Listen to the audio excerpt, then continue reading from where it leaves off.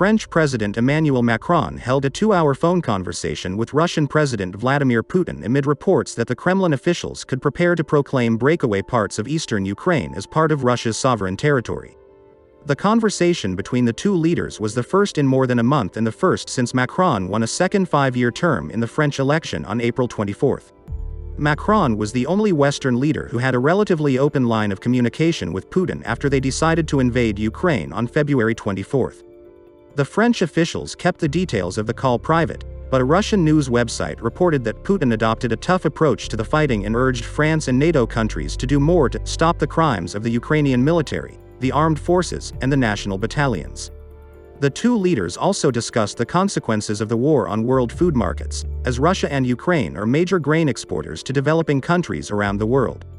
French media reported that Macron spoke with conservative predecessor Nicolas Sarkozy hours before he spoke with Putin. France, a NATO member, condemned the war and offered strong support for the government of Ukrainian President Vladimir Zelenskyi. France and Germany were the main Western supporters of the diplomatic process before the war between Kyiv and Moscow in search of a solution to the separatist war on the Ukrainian Donbass, supported by Russia. However, the so-called Minsk process has been in a deep freeze since Putin's decision to invade. In addition, the German Chancellor, Olaf Scholz, appeared in another political clash over Berlin's support for Ukraine after Christian Democratic opposition leader Friedrich Merz became the latest Western political figure to visit Kyiv to express solidarity with Ukraine's struggles. Scholz recently announced big changes in German defense policy to support Ukraine more actively with weapons and other offensive military aid, but critics say his government continues to lag behind the United States and other NATO allies.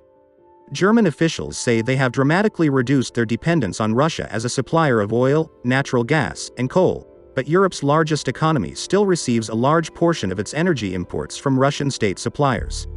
Ukrainian leaders have also expressed disappointment over the scale and pace of German aid to the war.